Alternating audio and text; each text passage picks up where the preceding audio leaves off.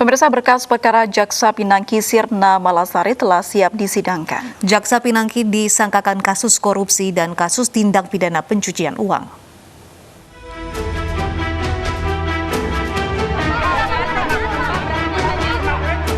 Berkas perkara tersangka Jaksa Pinangki Sirna Malasari sudah dilimpahkan ke pengadilan. Berkas korupsi dan TPPU dengan tersangka Jaksa Pinangki Sirna Malasari dilimpahkan oleh tim Jaksa Penuntut Umum pada Direktorat Penuntutan Jaksa Agung Muda Pidana Khusus Kejaksaan Agung bersama tim Jaksa Penuntut Umum dari Kejaksaan Negeri Jakarta Pusat ke Pengadilan Tindak Pidana Korupsi Kamis lalu. Sejumlah pasal dari penyidikan dimasukkan dalam satu berkas, baik pemufakatan untuk tindak pidana korupsi dan sejumlah pasal dalam tindak pidana pencucian uang. Tersangka Jaksa Pinangki Sirna Malasari kini ditahan di rumah tahanan negara selama 20 hari, terhitung sejak 15 September hingga 20 Oktober 2020 di Rutan Salemba Cabang Kejaksaan Agung. Sebelumnya Jaksa Pinangki ditetapkan sebagai tersangka dalam kasus tindak pidana korupsi pada 11 Agustus 2020. Pinangki diduga menerima hadiah atau janji dari Joko Chandra terkait pengurusan fatwa MA untuk Joko Chandra. Tim Liputan iNews melaporkan. Tersangka Jaksa Pinangki diduga berperan mengurus fatwa Mahkamah Agung agar terpidana korupsi Joko Chandra tidak dieksekusi kejaksaan atas putusan bersalah. Pinangki diduga menerima suap sebesar $500.000 Amerika Serikat atau sekitar 7,4 miliar rupiah.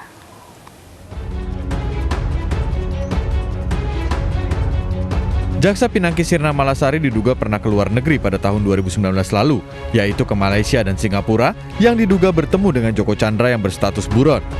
Kejaksaan Agung juga mendalami aliran dana yang diduga diterima Jaksa Pinangki. Pertemuan Jaksa Pinangki Sirna Malasari dengan Joko Chandra di luar negeri diduga terkait permintaan pengurusan fatwa Mahkamah Agung. Fatwa berisi agar terpidana korupsi Joko Chandra tidak dieksekusi kejaksaan atas putusan bersalah.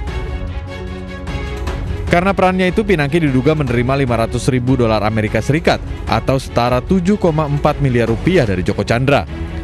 Kini Pinangki sudah berstatus tersangka penerima suap dan sudah beberapa kali diperiksa.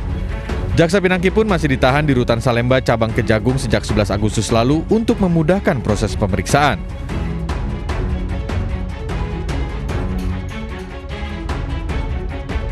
Selain Pinangki, dalam kasus ini Kejaksaan Agung juga menetapkan 2 tersangka lainnya, yakni Joko Chandra dan pengusaha sekaligus mantan politisi Partai Nasdem Andi Irfan Jaya.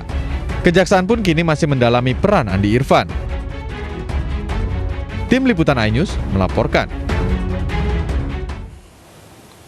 Pemirsa, penyidik Kejaksaan Agung memeriksa tersangka Andi Irfan Jaya dalam dugaan korupsi Joko Chandra yang melibatkan Jaksa Pinangki Sirna Malasari pada Jumat kemarin. Andi Irfan Jaya diperiksa di gedung KPK Jakarta.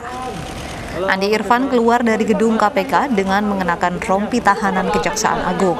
Andi Irfan Jaya diperiksa penyidik Kejagung terkait dugaan suap Joko Chandra yang melibatkan Jaksa Pinangki Sirna Malasari. Sebelumnya Andi Irfan ditetapkan sebagai tersangka dalam skandal suap kasus Joko Chandra 2 September lalu.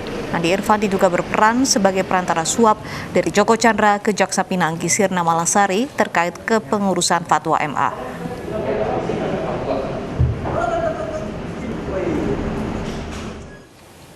Dua 12 saksi kebakaran gedung Kejagung akan diperiksa secara maraton mulai Senin pekan depan. Pemeriksaan saksi-saksi untuk menemukan tersangka kebakaran gedung Korps Adiaksa tersebut.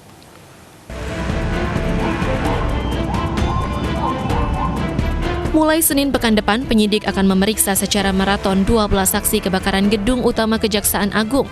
12 saksi merupakan bagian dari 131 saksi yang telah diperiksa sebelumnya. 12 saksi yang akan diperiksa merupakan mereka yang mengetahui peristiwa kebakaran. Pemeriksaan saksi-saksi ini dilakukan untuk menemukan tersangka kebakaran.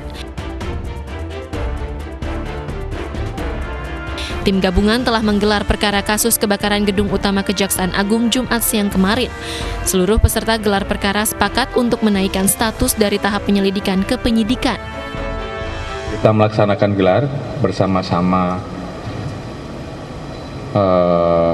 rekan-rekan dari Kejaksaan, dalam hal ini dihadiri oleh Jambidum, Jambas, Jambin, serta Jaksa, Jamintel, dan rekan-rekan jaksa yang lain bersama dengan kami, saya, Kabareskrim, Dirtipidum, Kapus Lapor, Dirkrimum dan jajaran penyidik dari Bareskrim dan Polda Metro untuk kemudian sepakat untuk bersama-sama mengusut tuntas, dan kami sudah berkomitmen sepakat untuk tidak ragu-ragu dalam memproses siapapun yang terlibat, dan ini akan kita pertanggungjawabkan ke publik. Sebelumnya, Barreskrim Polri mengungkap adanya dugaan unsur pidana dari peristiwa kebakaran gedung Kejaksaan Agung. Polisi menyimpulkan bahwa sumber api bukan disebabkan adanya hubungan pendek arus listrik, melainkan karena open flame atau nyala api terbuka. Tersangka kebakaran hebat gedung Kejaksaan Agung yang terjadi Sabtu malam 22 Agustus lalu akan dijerat pasal 187 atau 188 KUHP dengan ancaman hukuman maksimum 15 tahun penjara. Dari Jakarta, Tim Liputan iNews melaporkan.